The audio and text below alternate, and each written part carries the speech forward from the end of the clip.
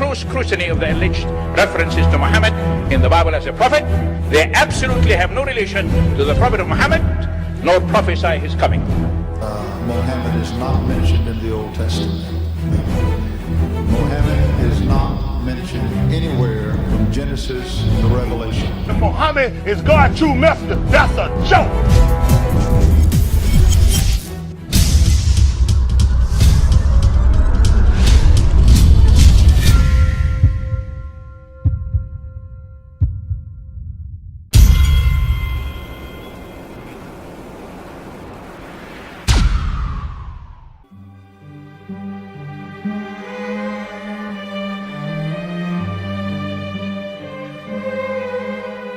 Lo, we inspire thee as we inspired Noah and the prophets after him, as we inspired Abraham and Ishmael and Isaac and Jacob and the tribes, and Jesus and Job and Jonah and Aaron and Solomon, and as we imparted unto David the Psalms.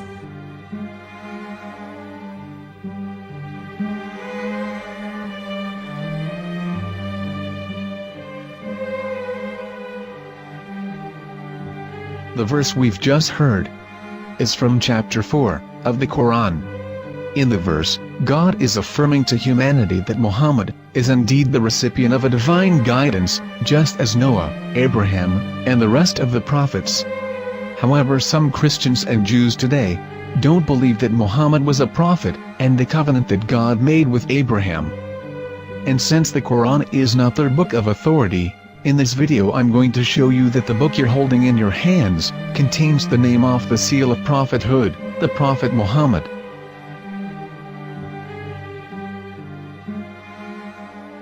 As known, the Old Testament was preserved in the Hebrew language. In the 5th chapter of the Shir HaShirim, which is one of the 5 Megillat or sacred scrolls that are part of the Hebrew Bible, or for short the Song of Solomon, as Christians know it today. That chapter is discussing someone. Jews will say it is discussing Solomon, while Christians will say it is discussing Jesus. Considering this is the Songs of Solomon, it would seem logical that it is discussing Solomon. The verses, describing this mystery man, have the narrator's speech conjugated in the feminine, meaning it is a woman who is describing this man. So it is possible that it is one of Solomon's wives discussing her husband Solomon. However, Christians assert that Jesus is being discussed, and that the chapter is describing a man who was not yet alive at that point. A prophecy.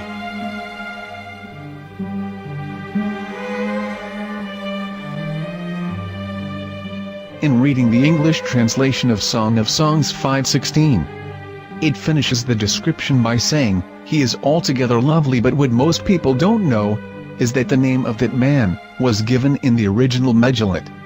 Here is verse 16, and how it is written in ancient Hebrew, before introducing the vowels, in the 8th century. From the Hebrew Bible, on scripturetext.com. Here is the word in question. This word is made of 4 letters. Mem, Het, Mem, Dalet. Now when reading the word as it is written in its original form, with no vowels, it can be read as Muhammad, which is the name of the Muslim prophet, or as Mamad with no A after the H. According to Ben Yehuda's Hebrew English Dictionary, it is correctly pronounced as Muhammad, not Mamad. So how we're going to know for sure if it's pronounced as Muhammad, the Muslim prophet, or as Mamad, a random Hebrew word? The only way is to give the verse to a rabbi and say to him, "Please read." Here is the Song of Songs 5:16, and how it is read by a rabbi from a Hebrew Jewish site. Please notice, the im in Hebrew is a plural of respect. Hiko mamtakim vechullo mahamadim ze dodi vezer'i benot Yerushalayim. Hiko mamtakim וכולו מחמד, מחמד, מחמד, מחמד, מחמד, מחמדים. זה דודי וזה רעי בנות ירושלים.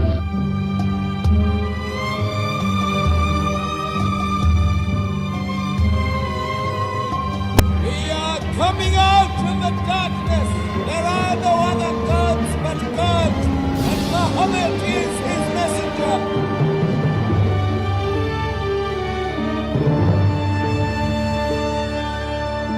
Let the world hear. חיכו ממתקים וכולו מחמדים. זה דודי וזה רעי בנות ירושלים. חיכו ממתקים וכולו מחמד, מחמד, מחמד, מחמד, מחמד, מחמדים. זה דודי וזה רעי בנות ירושלים.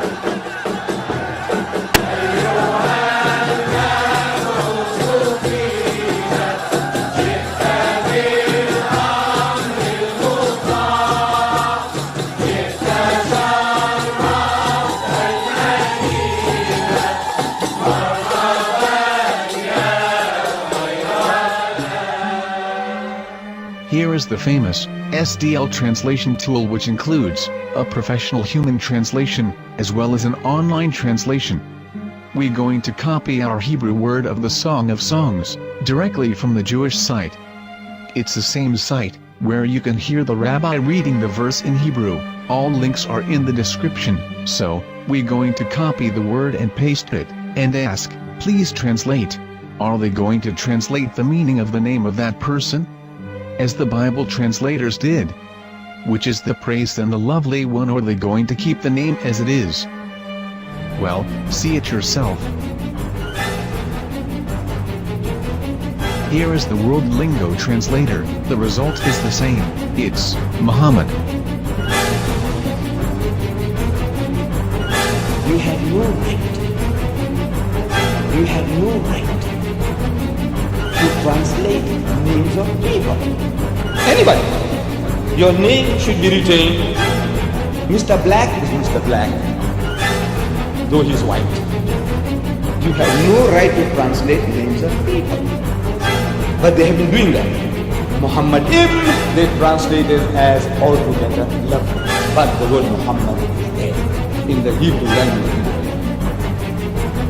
The word Muhammad is there in the Hebrew language.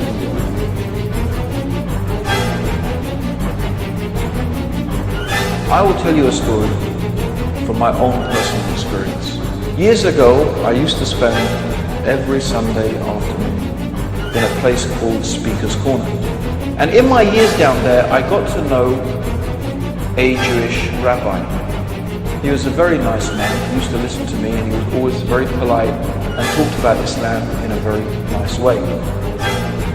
And one day during one of our conversations, after some years, I thought that it was about time I should invite him to Islam. So I said to him, you know, my friend, we have been talking now for many years, and even you have admitted to me that Muhammad is a prophet.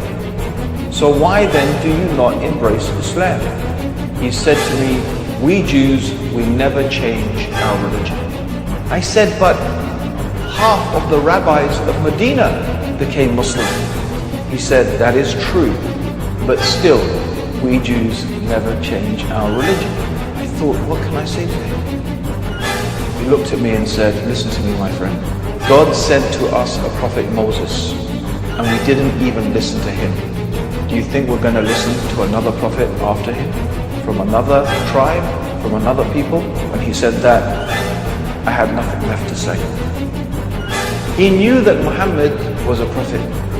In fact, another rabbi also came up to me and he said to me, we know Muhammad is a prophet, and he quoted to me a passage from the Bible